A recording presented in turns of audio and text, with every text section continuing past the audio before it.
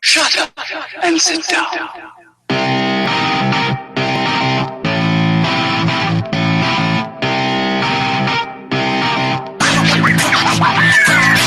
You're listening to This Atheist Life, a live online discussion where we encourage believers and non-believers to come engage in open discussion, continuous learning, skepticism, and science. We provide an opportunity to ask questions and gain a better understanding of what it means to live this life without a belief in God. Check out our website at thisatheistlife.com. Follow us on iTunes, Podbean, and Twitter. And check out our frequent live scopes on Periscope by searching for This Atheist Life. If you like what you hear and you want to donate, knowing that 100% of the money donated goes directly to charity, then head on over to warrior.stjude.org/thisatheistlife. What's up? I'm Steve Hayes. With me, as always, Dave Curry. Howdy, hi. What's happening? So, not much. This is episode 2, man. Oh, what? I know. Yeah, isn't it great? It is. It's exciting. I'm feeling a lot more. One, I'm not sick. I don't have strep throat because that's what I had last show. I found out the day after. Right. And I'm more excited, and I'm feeling more into the groove of the live show thing again. You know, I feel like I've had my daily dose of Periscope today, and I did a little live stuff last week, and I'm ready. So, you know what I mean? So we can blame our first show being awkward or bad because you were sick? Is what you're saying? Well, you know, I mean, I don't want to say it was bad or anything. I think it was still a phenomenal show. It just you didn't necessarily get to see the full level of excitement that is me with the show, you know? Like, sure. I don't feel like I really got to express myself in a manner where I was as enthusiastic and passionate like I am right now. So. You did not have a safe space, and now that you feel in your elements, you may have a safe space with this show. Oh, there will be safe spaces, and there will be unsafe places and spaces and chases. All of those things will happen in the show. All of them. Right. Anyways, how the hell are you, man? What's new? Anything exciting? Nothing exciting is happening at all. No. Oh, nice. Well, should we just dive right the fuck in and start talking about our topic? I suppose so. Yeah. Nice. So today's show is basically our concept is starting the conversation. Actually, before we tell you the thing I just told you, I feel like that we need to start getting into the groove of actually, like, after we do that, we need to say, as a reminder for those of you watching and listening, if you want to join in our conversation and you're watching from the Google Plus page, we are in the live Q&A. So you can put your questions or your comments, whatever, in there, and we'll respond to you. Also, if you want to feel daring, you can go ahead and add This Atheist Life to your Skype. Do it. And you can Skype into the show. Hell yeah, you can actually talk with us. Everybody can hear you, right? And I said last time that I would figure out how the YouTube chat works. And I did. Sorry. I did figure it out, but I fucked it up for this show. Nicely done. So I don't have live chat available on the YouTube page. So if you are watching from the YouTube page, head over to our Google Plus page. Actually, I think I'll go ahead and put a link in the description right now while we're doing this, and then you can join the conversation. Brilliant. But next show, I am going to figure out how the fuck YouTube does their shit. So we'll have more ways for you to talk to us. And actually, I was thinking about this, Dave. This might just be a quick off-topic thing, but I was thinking about potentially maybe we'll try out Blab next week. See if we can start a Blab or something. Why not? We could try it. Right, give it a run. So anyways, so again, if you guys want to give us a call, you can call us in on Skype, or you can chat with us here in Google+. We would prefer you to call us in at Skype because, one, we really want to try it out with an actual real-life caller, and two, it's an opportunity for you to actually talk with us, and you don't have to show your face, right? It's not video, it's just audio, so come chat with us.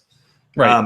Anyway, so today's topic is starting the conversation, and it was just something that I kind of feel makes sense after kind of the idea of coming out. One of the next thing you do is, how the hell do I start talking to people, or should I start talking to people, or do I? And if I do, who do I talk to? You know what I mean? Like, there's so many. What approach can I take? Well, see, that I feel like gets into. I feel like you learn about what approach should I take after you start talking with people. Like, at least that's what it was for me when I first started. It wasn't like what I want to do is I want to think of the most effective way that I can that I can to actually converse with someone and have a calm, cool, collected, or even just a discussion. Just a fair discussion. That totally sounds like what you would do. And well, that's what I did, right? No, that was the opposite of what I did. And so that's, I think that hopefully for either some of you guys that are new atheists, or perhaps, just new atheists, I guess, not like new atheists and that ridiculous concept that people keep calling new atheists because we're vocal. New to calling yourself, yes, or labeling yourself, or realizing that you no longer believe in a God or higher exactly power. Or you just recently got your membership card. That also, that could work too. I still have yet to get mine. What? Man, I moved like 5 times and they sent me multiple of them.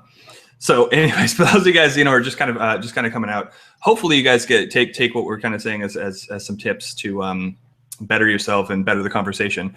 Because there's some ways that you can go about, there's some approaches that you can go about that are really, really good and really beneficial and actually progress through a conversation. And then there's ways that are not really that great of a tactic, and you don't really feel fulfilled, if you will, in the idea of I'm not really getting what I want out of the conversations. Right. And at least in our opinion, we have what we feel is the correct method, or a better method. Better method. Sure. Although we may know everything, disclaimer, although we may know everything, we're in no way experts. Right. So these are just our opinions on the different approaches that you can take when starting. Well, why wouldn't you want our opinion? Why not? Anyways. So yeah. It's so I think that, again, you can really kind of hopefully learn something, and we'll give you some resources and things to go check out, and some people to go, I guess, follow and take a look at what they're doing and how they're progressing the conversation, and they're starting the conversation and having conversations. Nice. Conversation. Anyway, so before we kind of dive into some of the concepts and ideas, I wanted to talk, like I said, first a little bit about kind of like what happened when I first came out. Like I said previously, I didn't really come out in a very calm and collected manner, if you will. I was really angry when I came out, which I find is pretty common with a lot of atheists, new atheists. Is that, when you start learning and start investigating, you kind of feel like, at least for me, I felt, I kind of felt cheated. I felt like I was lied to.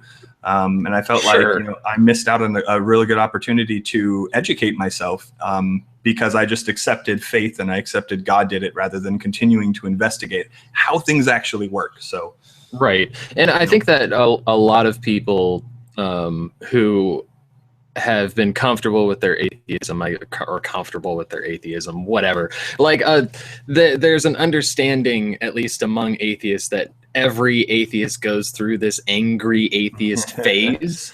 Generally, yeah. Generally, but sometimes it can be at like different times of when you actually decide to be, or when you label yourself as an atheist. Like, I still feel like my angry atheist phase was short-lived when I came out. Really?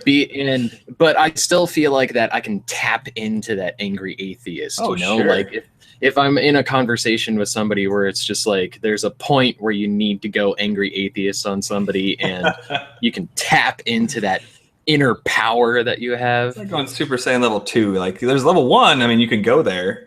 But at some point you just, you need to go into Super Saiyan level 2. I'm with you on that. And that's, it's interesting. The more I get, the older that I get, because, I'm like, now I'm 1 year older than I was, 4 days ago, or 3 days ago, I guess. But, I realized, like, the more that I've been thinking about kind of coming out and how my approach has been in the past, the less I find myself turning to the angry atheist bit. I feel like angry atheist is good maybe when I'm with some other people that already feel the same way, to kind of vent. But if I want to progress the conversation, I have a really hard time getting people to listen to me when I'm angry. So.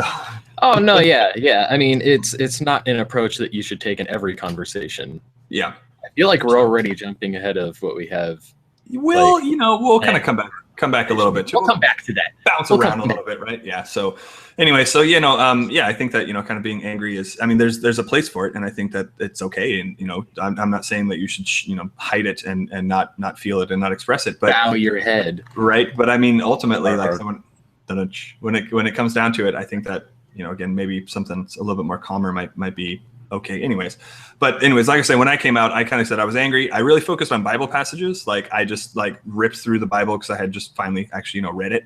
Crazy concept. I went through just when I was talking with people, I would just pull Bible passage left and right and try to use those to disprove.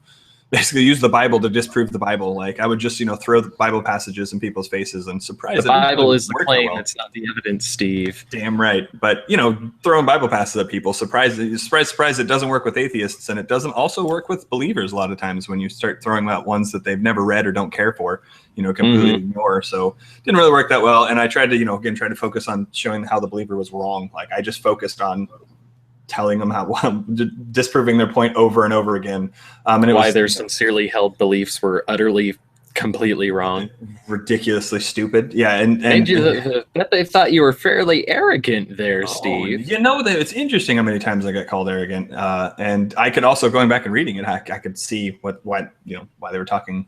Why they were saying that. But I was less interested in understanding their understanding and was more interested in, again, just trying to focus on attacking their ideas that they were coming out with. Again, it was less with the actual people themselves. Like I didn't tell people that they were evil, horrible, stupid idiots because what they believed. I mean, maybe the stupid idiot part I did, but horrible, evil, and stupid. Right. Well, I just I maybe called them stupid because of their beliefs, but I mean, ultimately, I really tried to focus on what they were talking about and their actual beliefs still, which I don't know how well I did, but that was my attempt. But yeah, I didn't really care for what people were saying to me. And see, that's completely funny because for me, it's amazing how similar and different we are at the same time. Because when I was first starting to have conversations with people, I would go after beliefs. I wouldn't focus so much on the Bible because I was already under the understanding that people can interpret the Bible however the fuck they want. They can. Two believers could read the same exact passage but walk away with a completely different interpretation. I still feel like what really matters is the actual beliefs that people, and I think I've actually gained a better understanding of how to try and get to the root of what people believe and why. Right. I was still trying to I think I was trying to throw I was focusing a lot on what church they subscribe to, actually, now that I think about it. Like the conversation that I had with Jake in our original group where he called himself, what did he call himself? He was a Lutheran. You said he was right. Okay, yeah, he called himself a Lutheran. I was on the Wikipedia page for Lutheranism, and I was like, well, you call yourself a Lutheran, but the Lutheran doctrine, this is what they believe in. Do you literally believe in this shit? Well, no, I don't. Then it's like, well, why the fuck do you call yourself a Lutheran if you don't believe in the Lutheran doctrine? Damn it. Yep, exactly. Yeah. Well, and it's interesting that you say that as a great stepping stone, Dave, to the whole hey, even people can interpret the Bible the way that they want, and they interpret it differently. I was watching Anthony Magnapasco's Scope today. And he went over to go talk to his friends from the Secular Student Alliance down in Texas, right? And he went over there and he talked with them for a little bit, and then he heard that there was some preaching going on, and he was like, "Hey guys, let's go take a look at this preaching." So he walked over, and it ended up being someone that he had interviewed before, and his name is Kyle, and Kyle was out there preaching. But what was crazy was it wasn't just your typical street preacher where someone was out there yelling about Jesus did this and Jesus said that. That was definitely happening. But what was crazy was there were two of them, and they were both clearly Christian believers, but the other guy, let's just call him D'Artagnan for now. We have Kyle and D'Artagnan. Kyle was out there. He was, yelling at the crowd, doing the typical, thing about the Bible says this and Jesus that and magic woo and that whole thing. And the crazy thing was that the other guy, D'Artagnan, he was also, I mean, he was holding a Bible, but he was basically antagonizing and pretty much being an asshole to Kyle. And it was really crazy to watch. Like, my first thought was, oh, this is like atheist porn. Like, you have two pastors that are yelling, going at it. They're going at it over the same book. Like, they believe the same thing, and yet here they are battling it out, in front of all these people, all these students, all these potential people, that you can show the love of Christ.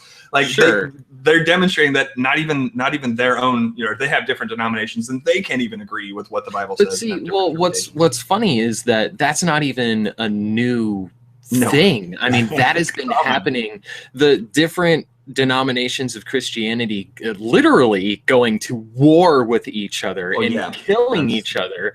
I mean, we don't really have that in America today now, as it is in other parts of the world. Yeah. But I mean, there are so many denominations of Christianity that never made it out of the Dark Ages.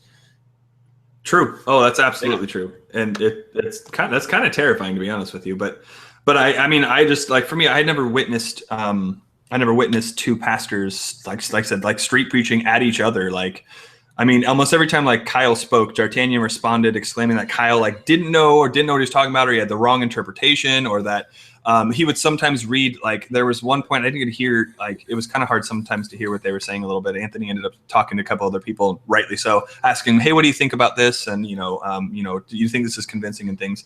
But, about the conversation that these two guys were having. Yeah. See, I didn't get the chance to actually watch his scope. I got the notification. It was awesome. I mean, because it was a real eye opener, like I said, for me, and it was a great opportunity because we're talking about, starting the conversation. It really hit home for me because I was watching and listening and just going, man, this is like, they're not convincing each other. Not only convincing each other, like how, like, they're not convincing the people around them. Even though I would normally consider this atheist porn, like, yeah, they're battling each other. I think probably 2 minutes in, I was just like, man, this is kind of sad. They're like got pathetic real quick. Yeah. It wasn't even interesting. Like, they weren't saying anything interesting. They weren't, trying to talk to each other, trying to talk over each other and talk past each other. And again, they weren't even really focusing on whatever their message was. I think Kyle was trying to focus on his message, but again, after so many times being interrupted, and, not to mention the other guy named being, his name is D'Artagnan. So was his name literally D'Artagnan? No, I have no idea. That's just what I'm calling him. Okay. Damn it. But anyways, it just kind of made me think a little bit about what if, about the role, if I was D'Artagnan, but not a Christian, from the atheist side of things, from the non-believer side. And I was just thinking about how, like, even hearing a street preacher and an atheist yelling back and forth at each other, I don't know if I would find that very convincing. Like, now, as I think about it, having a shouting match back and forth between the conversation. In the style, in that form of, like the street preacher style, where you're like standing out there with your book or your signs or your megaphone or whatever you need to do in order to get people's attention. You're gaining people's attention. You're just kind of screaming, and maybe you're getting across to some people, because they're going to hear some arguments, and though you're not going to convince that person you're yelling at, the people listening, obviously, you may convince. But I just don't really feel like you're going to get as many as you could if you were not as douchebagging. You weren't as much of a douchebag while you were doing it, kind of thing. We're kind of like each other. I don't know. No, interesting. Yeah. Anyways, it's just then again, I mean, I have watched some videos where it is that interaction on the street with like one person is recording the interaction of an atheist and a preacher. And I mean, although there's a difference between shouting and projection, like projecting so that the crowd around you can hear what you're saying. Yeah. Well, one of them, I mean, at a minimum, the other thing too is, I mean, if you're actually having a conversation and you're talking to one another and addressing each other's points. Yeah. If you're loud, great. That's just the same thing. Exactly. You're projecting so others can hear, because they may benefit from the conversation. That's why we do what we do. I mean, that's the whole point, right?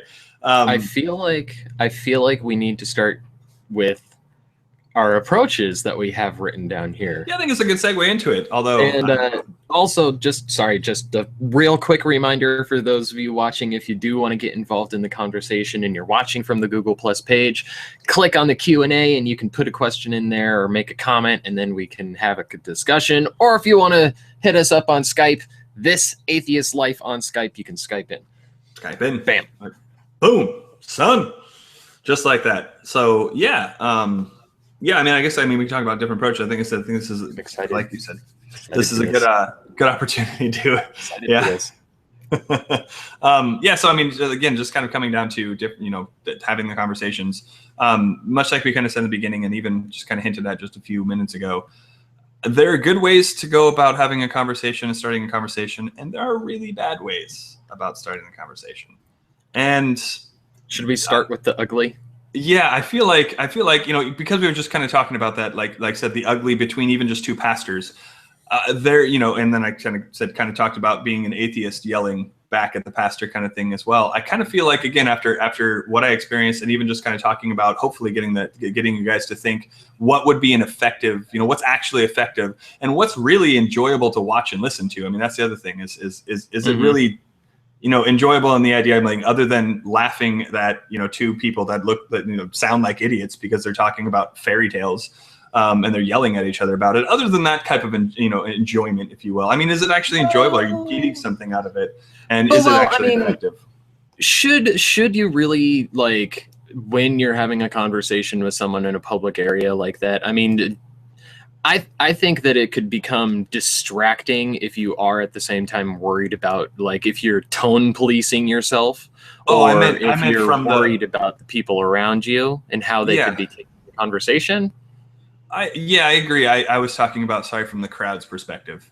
From the outsider looking in. From the outsider looking in at that, like, do you, like, is that really enjoyable? And do you think that's even effective? Like, are you just, like, blowing it off and just literally standing there laughing because two idiots are being idiots? Like, so as an outsider looking in, Steve, we have some examples of some of the different approaches or types of conversations that we wanted to talk about. We do. As an outsider looking in, the first example that we have here, well, let me give you our new clip list that we have. So the first clip that we're going to listen to is an example of an angry and confrontational type of conversation that you can have in a public forum. Then the second clip that we're going to have is the questioning or Socratic method, which actually Katie hit on a little bit Dotson hit on a little bit here. She says, Peter Boghossian has a good lecture on epistemology, which is actually tied into the second clip that we're going to play for our questioning and Socratic type of conversation. And then we're going to have just a brief discussion about the taking a mocking stance, and also the debate style that you see, like with Hitchens or Matt Dillahunty and videos that you would find like that. And if you guys can think of any other ones as well, please, by all means, again, either put them in the Q&A or chat with us. Come talk with us about other approaches that you've heard or seen, or ones that you like or dislike. So this first clip that I got here for our angry and confrontational type style is from a YouTube video. If you just look up Barefoot Atheist, you can find this full video, but I only have about a 1.5-minute clip. Is that really what it's under? Barefoot Atheist? That's amazing. If you just go to YouTube and you search Barefoot Atheist, this video will come up. So there's a gentleman, like, it's a public square, and there's a gentleman who has a sign about something about, like, it's easy to be an atheist when you blah, blah, blah, Christian nonsense kind of thing. Something nonsense, Jesus, hell. Jesus, hell, you suck. Something like that. A bystander starts to record the interaction of this guy who's barefoot in, like, shorts and a t-shirt, and this is the result here. Let's listen and enjoy, shall we? Yes. How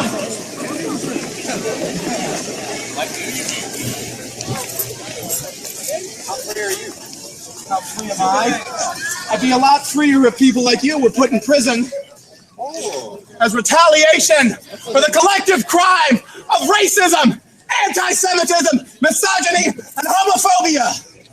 All you fucking God-fatherers are war criminals and liars and charlatans. Atheism forever! Woo! Is this a Deathian tryout? No, this is real. I'm throwing back everything you dirty Goyim have thrown back at us. Hitler was a Christian! He killed Jews because his non-existent God told him to! Hitler was a practicing Catholic! Now I even found on the internet a picture of a Nazi swastika. It was made by the Nazis, and it had a cross on it. It said, "God is with us," in German. Yeah, so don't give me that whole crap about Nazis. You know what? Atheism is apolitical. Stalin was an atheist, but you know who else was an atheist? Ayn Rand. So atheism has got nothing to do with politics, but only about the facts. And the fact is, you look up in the sky, and you know what you see? Sky, clouds, and the sun. Fly up in the plane over the clouds, you see more sky, more clouds, more sun. More sky, more clouds, more sun. See, oh my, that was amazing. I know it's even funny for me, and it's like, well, I mean, those are some good points that he's saying. I mean, they did have "God is with us" on their belt, and I mean, saying that it came from the internet. That was the best part. I got a picture from the internet. Like, nice, man, super convincing. Well right, done. That's like saying it was on the internet, so it must be true. Can I see it? Well, I don't got it with me. It's still on the internet, but now let's move beyond okay, yeah, let's move beyond mocking exactly what was going on there. But so I mean, so you can easily understand how, I mean, even for us where, you know, we agree with what he's saying, it's still funny as fuck to hear that conversation, to hear somebody actually literally yelling and screaming at another person. Oh, it is. And just like it's funny as fuck to hear a Christian yelling and screaming at another person in that same way. Yeah, no, I agree. And see, and kind of like I was saying before, like, I think I maybe a year, I'd maybe say a year, 2 years, probably 2 years ago, I probably would have like, yeah, that dude's fucking, you know, rocking it kind of thing. You know, maybe not so much. That was a little over the top, but you know, I mean, like if you think about that approach, like I think about what he did, and just like you said, sure, he made some good points. Yeah, I mean, he was right. I was about to say Stalin. Hitler was, you know, Hitler was a Catholic. Like, there's plenty of evidence to demonstrate that. Like that is actually a legitimate fact. But the approach the dude took really wasn't all that convincing. They just kind of laughed at him, even though what he was saying was true. So, you know, I mean, that's one thing that you know, I think is definitely, you know, to definitely be seen as a con, is though you may be saying the truth, the approach that you're taking, the message that you're giving, if you will, which is really ironic right now for me to say, if anybody remembers the old shows, for me to say that the message matters more than the content, because that's completely opposite of what I generally believe. But well, isn't the message, or you mean the delivery of the message?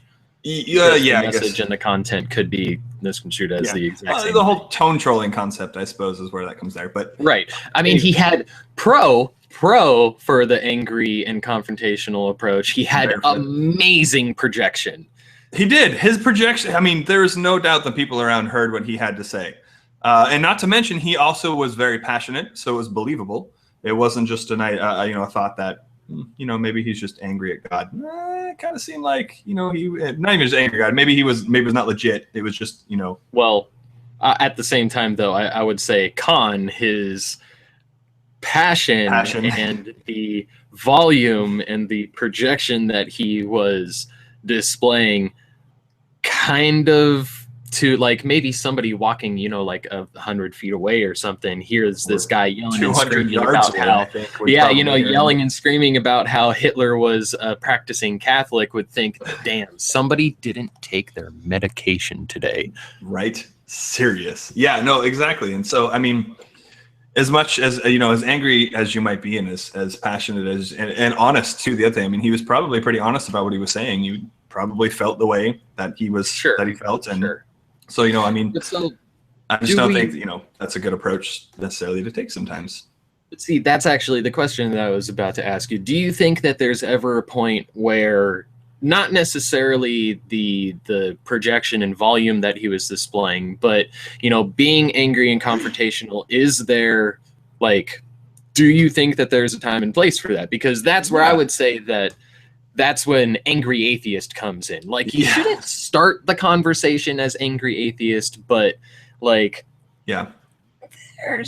I personally think that there is a time to go angry and confrontational when, but to me, it's when the conversation isn't getting anywhere and you are trying to have a constructive conversation, but like it breaks down to a point where, like you said, somebody could come along, you're having a conversation and you get them stuck and then they say, well, you're just angry at God. Yeah. Why are you angry at God? Why are you persecuting me? Or exactly. As soon as they start, why are you attacking me? Yeah, they're disingenuous with their answers. Yeah, exactly. Yeah, that's when the conversation goes south. Or when it starts to go south. Yeah, I suppose getting angry about it.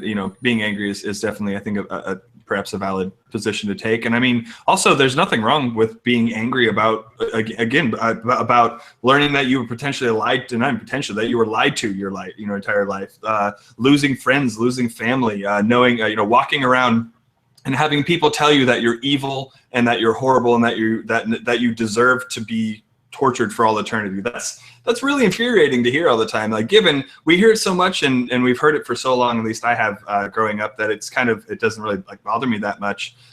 But there's still a little bit that does, because there's people that are looking at me like I'm an evil, horrible person, and that's their general outlook. And right. I digress. I'm going off a tangent there. Like, oh, it's just crazy to think that. But anyways, kind of like Katie was mentioning earlier about Peter Boghossian. The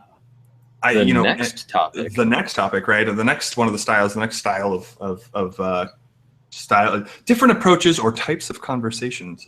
The questioning / Socratic method. And this clip doesn't involve Peter Boghossian directly, but one of his pupils, I suppose. No, one of his peeps, one of his peeps, one of our peeps, one of his followers, one of the people who've read his book. How about that?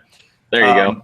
And applies his philosophy. Yeah, at least on street epistemology is Anthony Magnabosco, which we've talked about before. We've had our other show. We interviewed him on ProfitCast, and we may actually, I think I might go re-edit the interview and publish it again, because it was really good. It was amazing to talk with him, and we chat with him from time to time on Periscope. You find him live on Periscope, and he does again what's called street epistemology, which is a very different approach. It's almost the exact opposite approach of what you just heard Barefoot Atheist do. I don't know. Barefoot Atheist. That's Barefoot awesome. Atheist. I'm glad that we have a nickname for him now. That's his name. Hell yeah.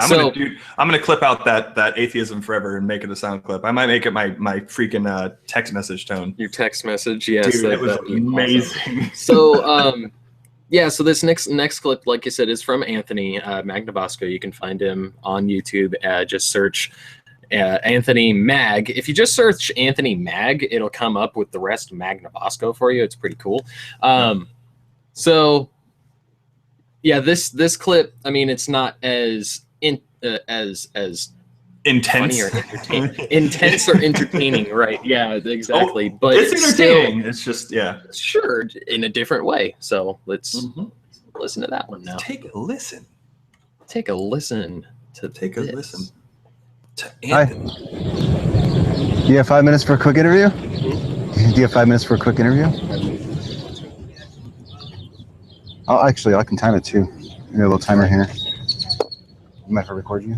Oh, yeah. What is your name? I'm Nerval. What is it? Nerval. How do you spell the first name? Nerville.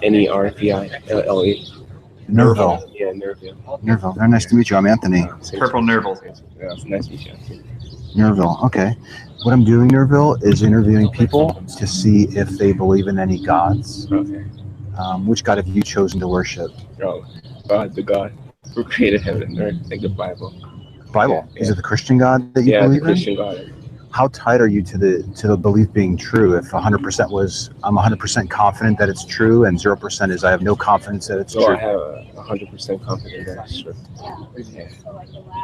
What is putting you so high on the confidence of the belief?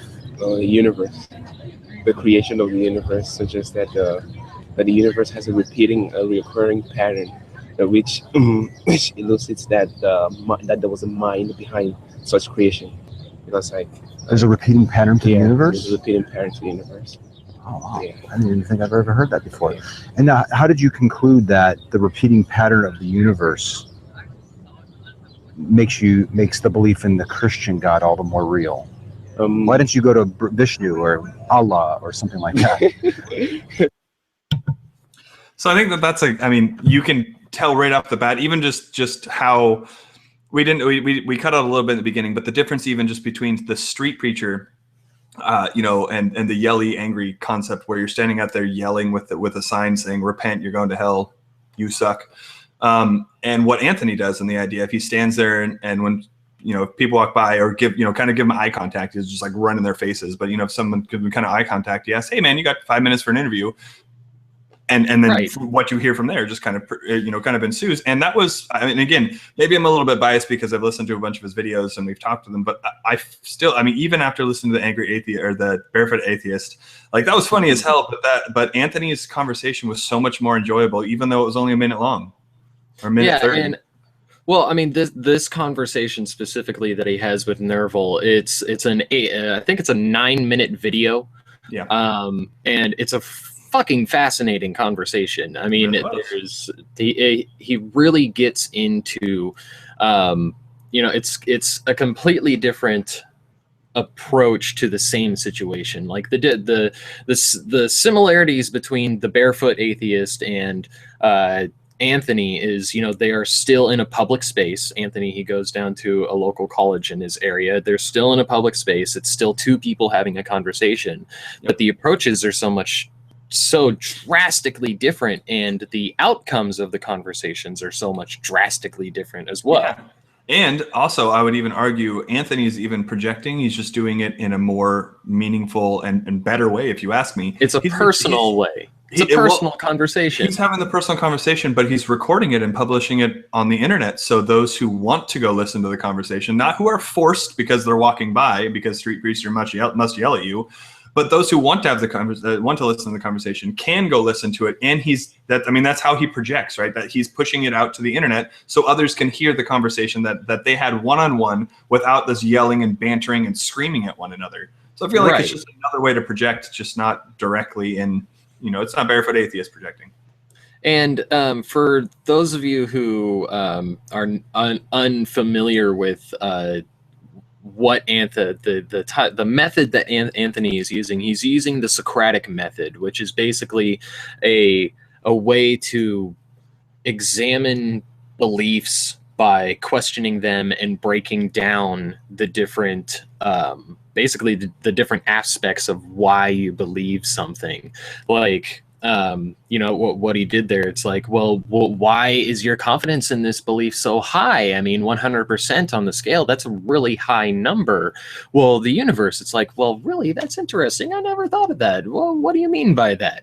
Instead of saying, oh, you're fucking stupid. Of course, the universe is natural. It's nature. Why would we think that, anything created the universe?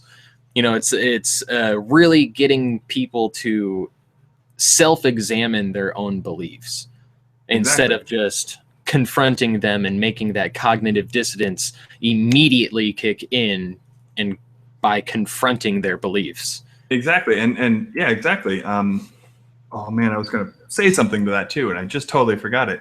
Hooray for ADD. Right. Yeah.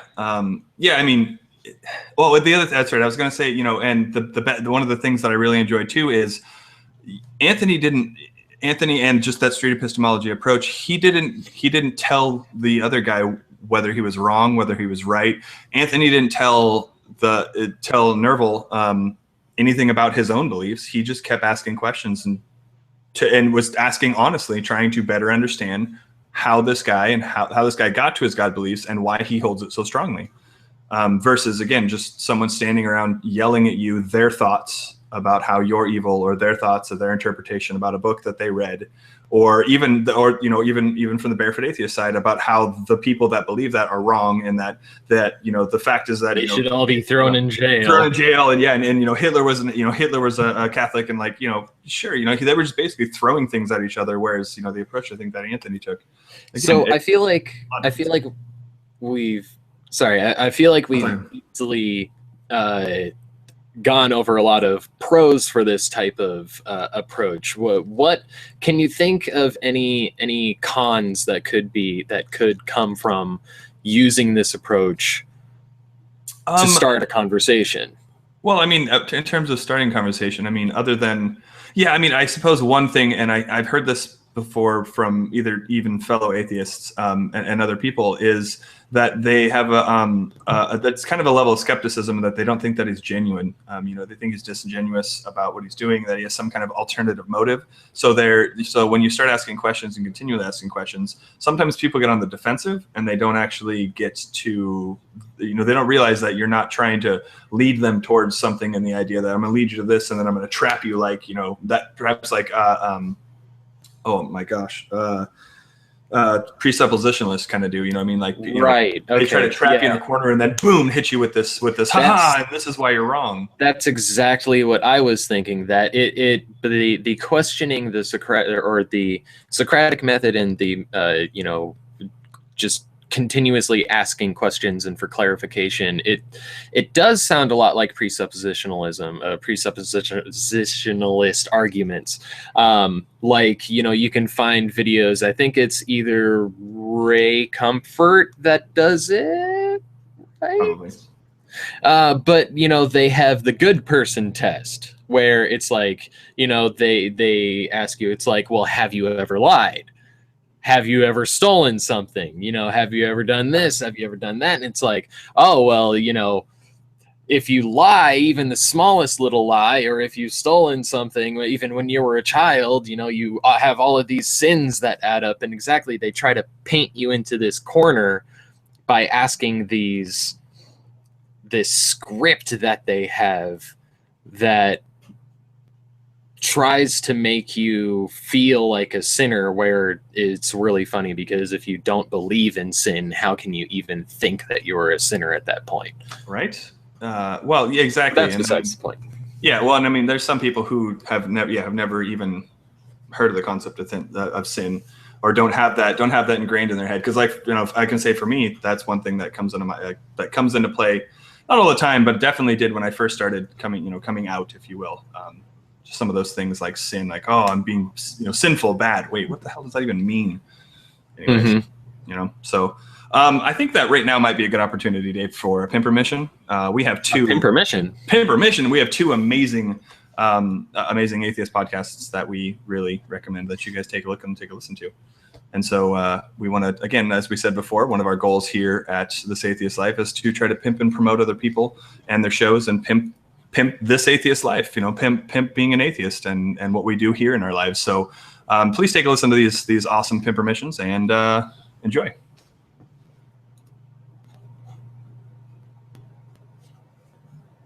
Hi. Do you know where Saskatchewan is? Probably not. It's in Canada. If you do, you might know a city named Regina. In Regina, there's a studio. And in that studio, there are, at least once a month, a bunch of skeptical atheist geeks and goofballs who get together to do a podcast. We are the Brainstorm crew, and we're trying to help spread a bit of reason and critical thinking while still having fun. Never taking things too seriously, but still not accepting everything we're told. We go through different topics, exploring them in depth, and often disagreeing. We try to stick to provable facts, and we never trust in myth. That's why we say we're woo-free since 2013. You can find us on iTunes, Stitcher, or Spreaker under Brainstorm, or check out our website, brainstormblog.net. I can't promise you'll always agree with us, but I can promise you'll have fun listening to us. I'm Dustin. And I'm Wesley. We host the Atheist Nomads podcast. We're godless geeks who take a skeptical look at politics, religion, science, technology, and history. We also interview leaders in the atheist, skeptic, and humanist community. Check us out at atheistnomads.com. That's atheistnomads.com. I love Wesley. God, that guy is so funny and so amazing. Skeptical. Yeah, so Atheist Nomads specifically, to talk about them just a little bit more, I suppose. They actually started their show, I think, around or just maybe a little bit before Dave and I started Prophetcast 2 years ago. And so they've been around for a long time. They have basically, like, their show is really fun, and again, they're local to the Washington area. So anyways, I really enjoy those guys, and I love Wesley's voice. I love how deep and awesome it is. I wish I could get that deep. It's amazing. So I want him to record some Barry White for me so that I can play it all the time. My darling, Can't get enough of your love. Anyways, yeah. So yeah, it's those guys are awesome. So definitely check them out. So we still have 2 more styles that we can have a quick conversation about. Yeah, I think that we should, because I can talk about Periscope all day and the different conversations that we have and how I think it's also actually it's a different way of starting the conversation as well. Perhaps it's even a third approach, if you will, is the whole concept of Periscope. Because, and I'll just touch on this and we'll talk about it later, because I literally am just now thinking of this, is that rather than, it's basically you're opening yourself up to have anybody who wants to come and question, and then you get to basically talk about your beliefs or your lack of beliefs or etc. So it's a way to engage people to have a conversation without them engaging you face to face, with just chat bubbles and questions. So anyways, sure. We'll talk well, I mean, it's technically it's the same thing that we're trying to accomplish here, except exactly. I mean, Periscope, it is like you can get people from all over. Well, you can get people from all over the world here as well. We get people. We get a lot of people. But yeah, I mean, that's it with the advancement of technology. It's mediums like this and like Periscope that are actually becoming more and more widely available for people. And, not to get into too much, but, that is a strong belief that I have about the availability and the necessity of access to technology for everyone around the world, because with the access of technology comes you're able to just come across new ideas and different opinions and meet people on the other side of the world and have these conversations with people that you would normally, without technology, have that conversation. I mean, yeah, that's just me getting a little bit technology preachy here. So, well, I mean, you got to think too, like they're behind a keyboard, which you're going to get trolls, but you also get the opportunity of being able to ask anonymously, which really can keep people safe. People that maybe are in the Bible Belt or someplace where they can't come out and ask these questions, or they don't have people to ask these questions to. They can sit behind their keyboard and behind a pretend name or a username and ask questions and ask honest questions and get honest answers. So anonymity. Yeah, exactly. Anonymity. Anyways, all right. So Periscope's a great.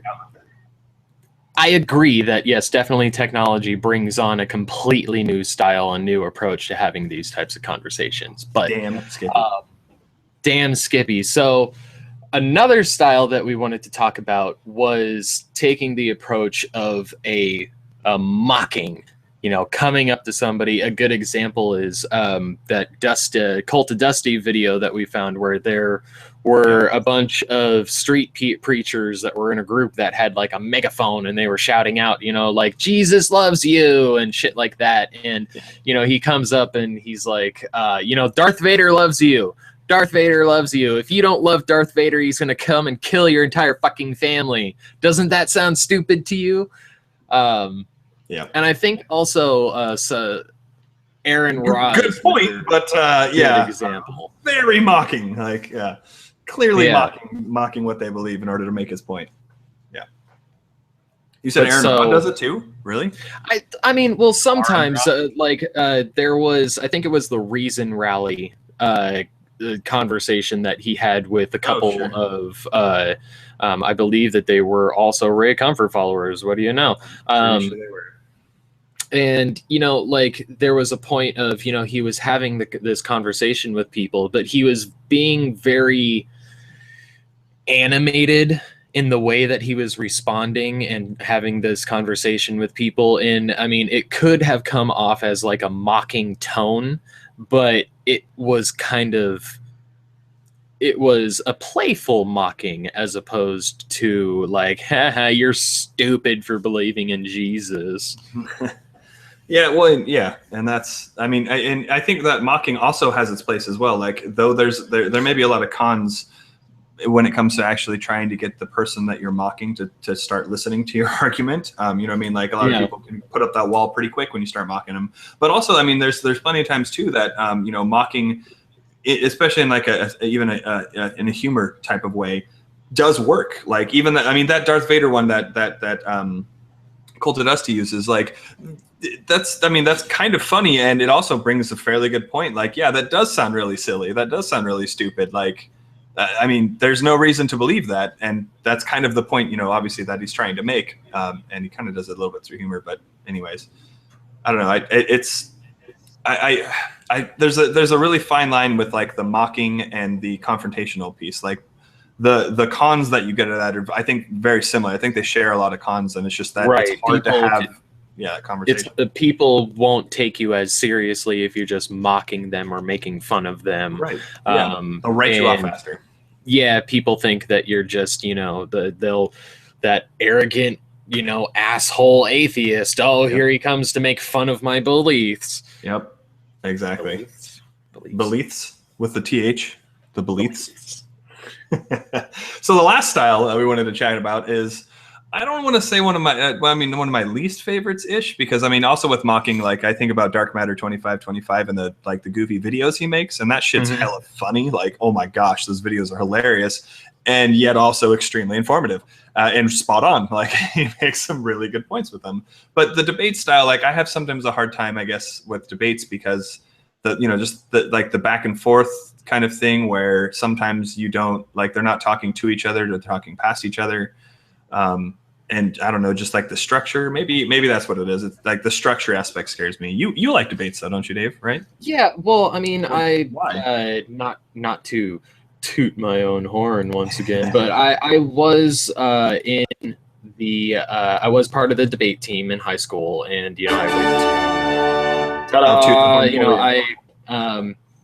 I definitely enjoy debates. Like, for a long time there, especially early on when I had just come out, there was a time where all that I was listening to was debates, just debate after debate after debate. A lot of Hitchens. Hitchens. Yep. A lot of Hitchens was listened to that day. Yeah, I mean, I think from an academic standpoint, absolutely, debates, you know, they do have a place, but you know, for trading information and for presenting your argument in a way that is, you know, a standardized, not really standardized, but more of a formal structure, a formal structure and a formal stance, but at the same time, it can get to the point where, especially with, you know, the religious topics, I think that debates are overrated when it comes down to religious topics now, because you have a topic that sounds a little bit different. Like, is it logical to believe in God, or does God exist? Or there are no new arguments, and haven't been for years. Exactly. There are no new arguments, and there are no new ways to create a topic where you are not going to fall into just talking points being traded back and forth between the different sides. It becomes redundant, and like, it's a good learning tool, but it's not like it's all been done. There's nothing else that you can really say when it comes down to a debate about religion. Yeah, when you start listening to the debates, all the different debates, you start seeing a theme on both sides. Like, you know, the religious theme is pretty obvious. They have, again, a limited set number of arguments, and the God of the Gaps is getting smaller and smaller, so they're getting even less and less arguments. But, you know, the responses the responses are generally the same from atheists as well, because these arguments, like I said, they're not new. They've been disproven over and over. So. Right. And what else can you say but the same thing in a new way? Yeah, to respond to the same thing in a new way. Exactly. Debates when it comes down to religion.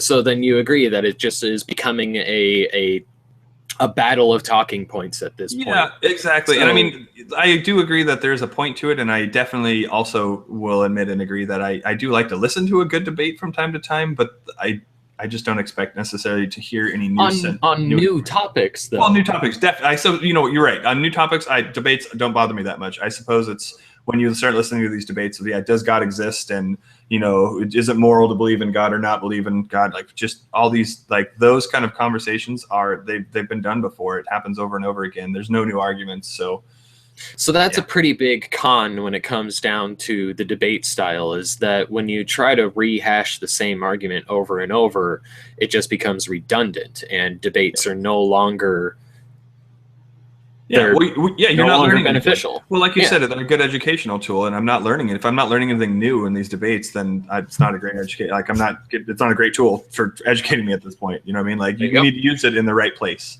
That's really Bam. what I'm do. So drop the mic. Bam. Right. Boom. And on that, So I'll give made. Right. So yeah, I mean, I suppose again, just to kind of sum up what we had just quickly talked about, or I guess my summation of what it is we just heard, that there's a time and a place for each of these different approaches, and you can take them. But I mean, I personally can't stress enough just how important it is to really think about, what's effective. And I wrote these 2 points down. I thought they were good. So what was that? Was it actually enjoyable to watch and listen? And was it actually effective? And I think that if you kind of listen to those two things and kind of, again, think about it from that perspective, you should be able to find a good outlet or a good way to start the conversation. Right. Yeah. And I mean, I kind of agree to a point where, there are, but still, to me, debates, like, those are the ones where it's like, do you really want to sit down at, like, the dinner table and, have a formal debate with the people that you're sitting there with? No, you're not going to want to do that. I really think that the debate approach is something in its own, like it's its own category, where, what we talked about with the angry confrontational, the Socratic questioning method, and the mocking aspect of, having the conversation.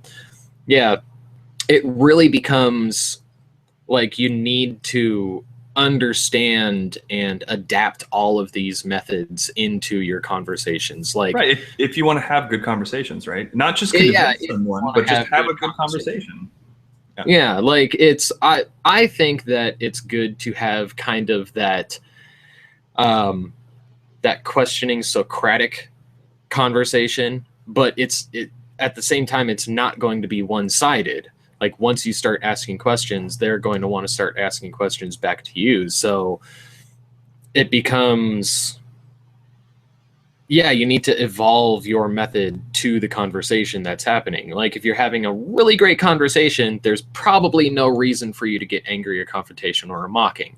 But once the conversation starts to devolve, once ad hominem attack starts going back and forth, once somebody calls another person stupid, or, hey, that sounds a lot like Hitler, then maybe mocking is necessary. And I think being angry and confrontational should be a last step in the conversation devolving. Atheism forever!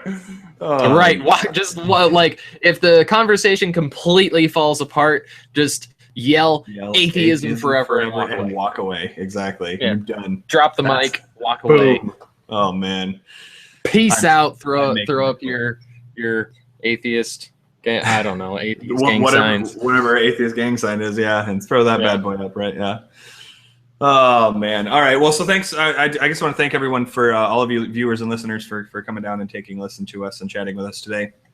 Again, you guys can check out our website at thisatheistlife.com. Follow us on iTunes, Podbean, and Twitter, and check out our frequent live scopes on Periscope by searching for This Atheist Life. Or you can go to periscope.tv/thisatheistlife.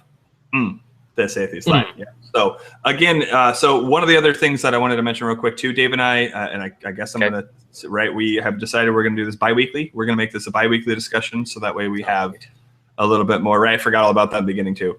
So the next time you'll see us is in about 2 weeks, but I'm going to reach out today and actually chat with Anthony and see if he'd be willing to come on and chat with us in 2 weeks. So you may see us on Blab and maybe back on this. So we'll give you guys a little bit more information, but I'm going to reach out and see if Anthony will come on and chat with us in the next 2-4 weeks or so. So definitely come back and check in and see, and go listen to his videos, because I think that they're freaking epic. So Right. So if we're going to be doing this, since we're doing this bi-weekly, the next show is going to be on February 24th. Feb 24th. 22416. Yeah. So thanks again, everyone, for being with us and taking a listen to the show. And you have a godless life.